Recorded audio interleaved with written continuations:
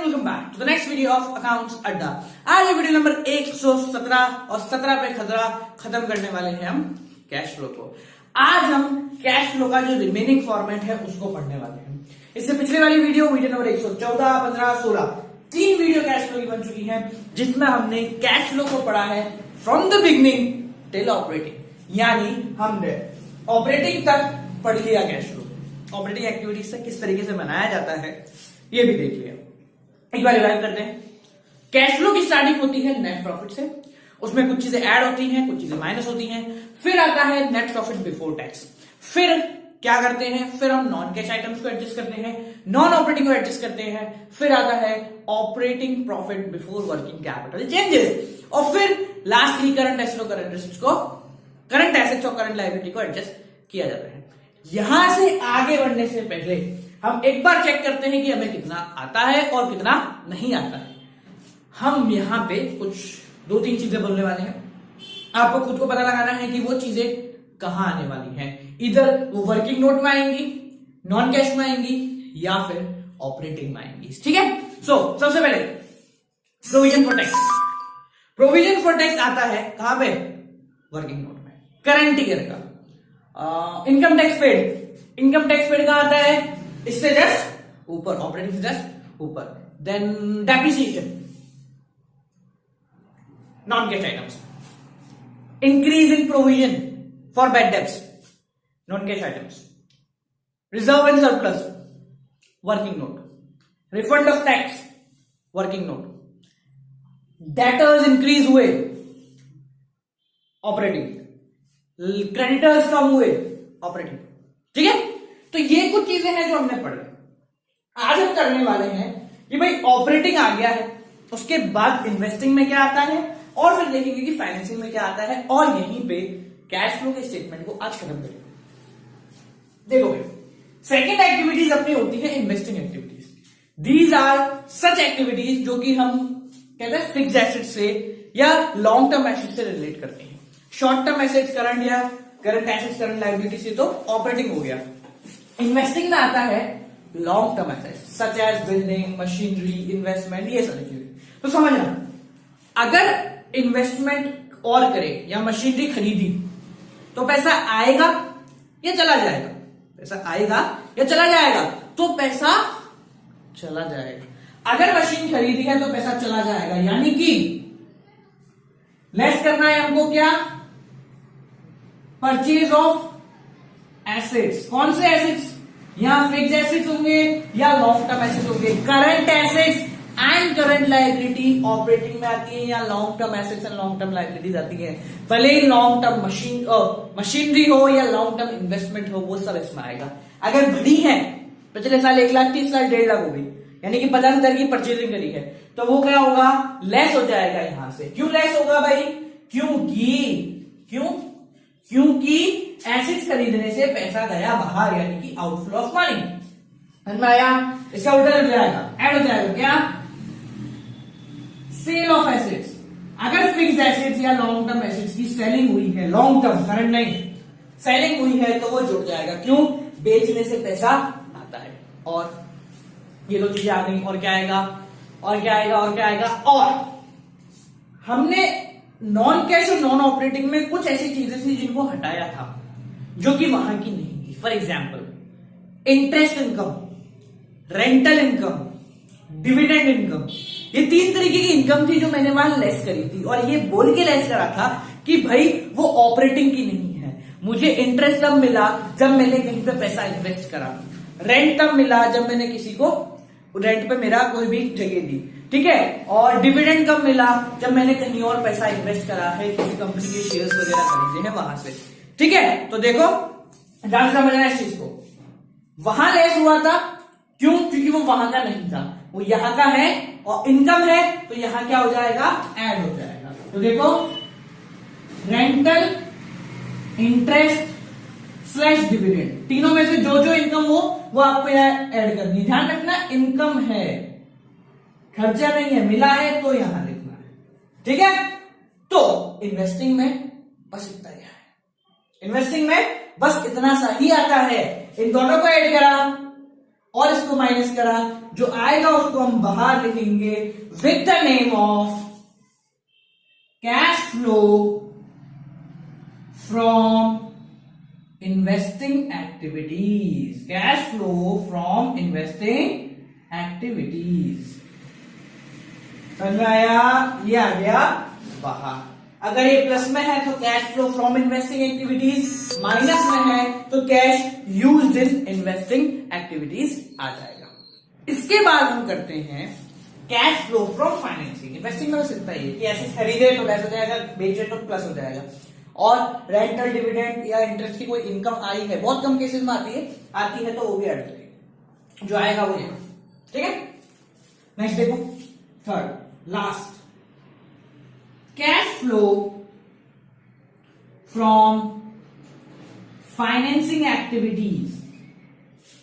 Cash flow from financing activities. अब financing activities कौन सी activities होती हैं?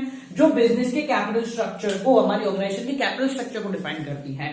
It is related to shares, debentures, long term borrowing, इन चीजों से रिलेट करता है। तो सब समझना, अगर मेरे शेयर 1 लाख के थे कंपनी के, मतलब मेरी कंपनी का मालिक हूं मैं, ठीक है, हमारे शेयर जो थे 1 लाख थे, नई जो बैलेंस शीट आई इस साल की, उसमें शेयर की कीमत होगी 1.5 लाख, यानी कि शेयर्स में 50,000 और जुड़े। तो ये 50,000 जुड़ने से कंपनी के पास पैसा आएगा या फिर जाएगा?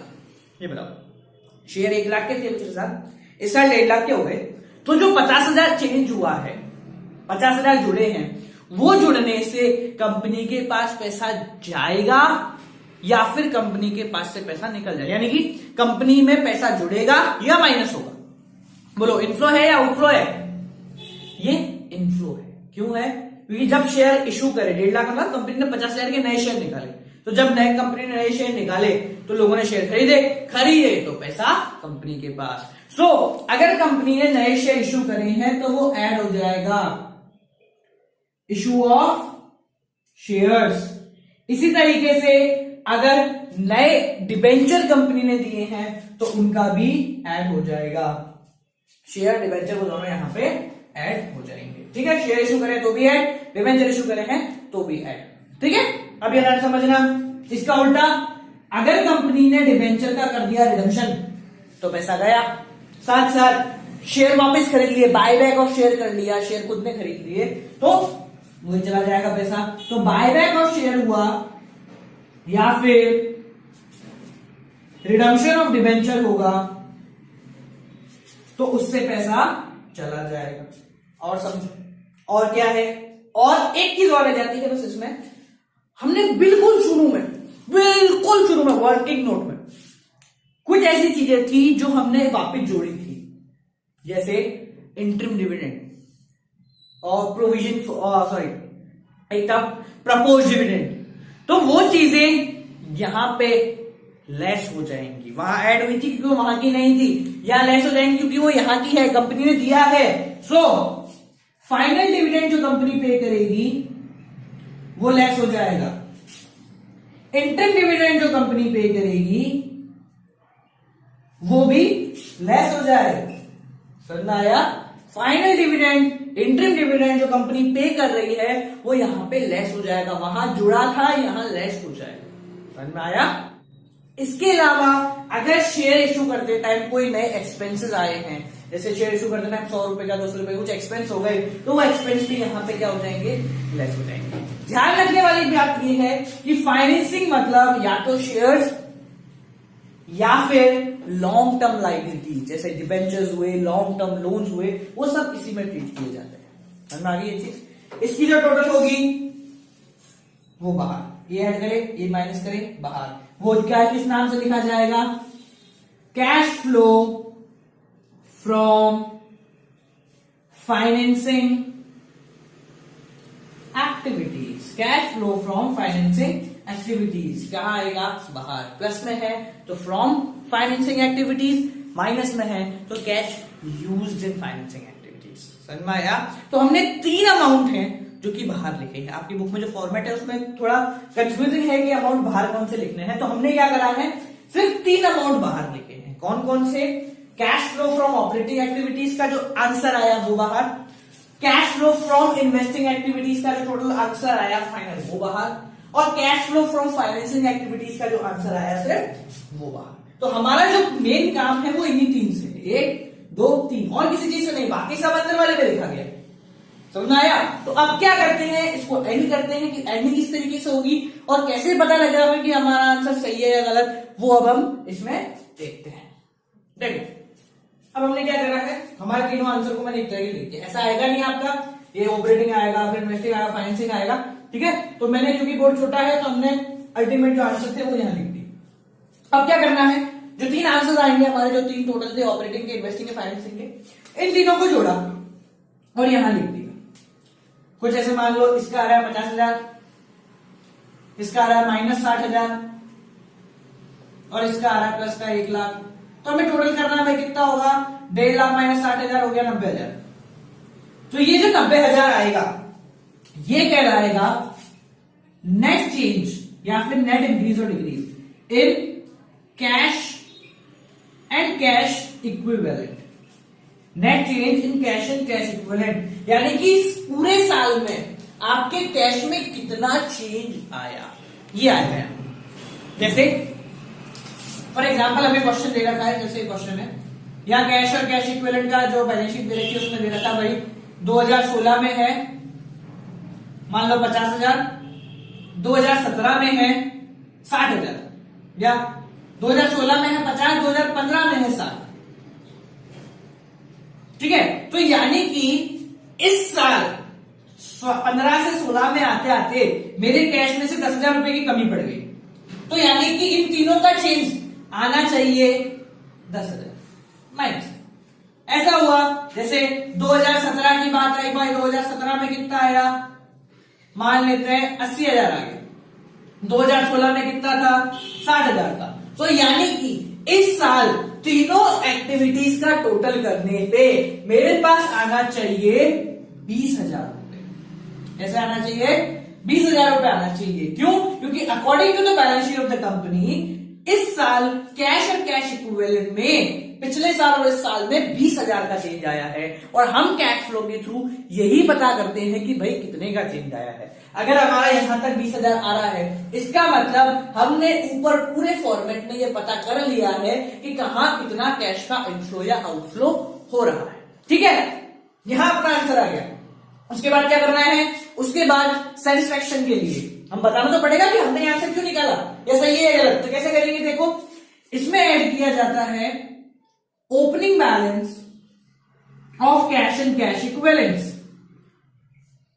ठीक है। यानी कैश और कैश की इक्वल चीजें, cash at bank, cash in hand, cash at bank, marketable security, जो जो आपको दे रखा है क्वेश्चन में। 2-3 चीजें दे रखी, 2-3 चीजें यहाँ लिखी, ऐड करके बाहर लिख दिया। जैसे इस क्वेश्चन के हिसाब से क्या है, इस क्वेश्चन के हिसाब से भाई कितना था पिछले साल, ओपनिंग मतलब पिछले साल 60,000, और क्या आना चाहिए, क्लोजिंग आना चाहिए। क्लोजिंग कितना है 80। तो ये क्या आएगा, क्लोजिंग बैलेंस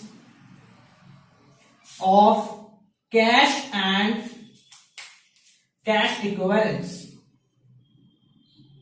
ठीक है। यानी कि हमारा कैसे आएगा, जो हमारा तीनों का टोटल आएगा that must be equal to the difference between closing and opening balance of cash. Question में अगर यहां 60 80 है, यानी कि जो हम सॉल्व करेंगे तीनों एक्टिविटीज का टोटल प्लस का 20,000 रुपए आना चाहिए। अगर प्लस का 20,000 आ रहा है तो हमारा आंसर सही है, सही है, और नहीं आ रहा तो हमें पता है कि ये ही सही है, ठीक है। बाकी सब समझदार है। तो देखो ये 20,000 आया, यहां लिखा, इसमें ये क्या हमने पता लगा लिया कि पूरे साल में 20,000 की हेराफेरी हुई, ठीक है।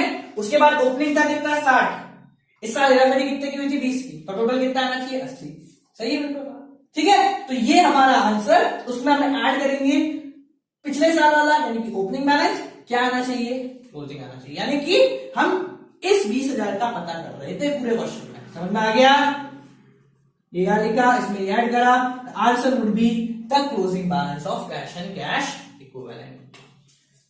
समझ में आ गया।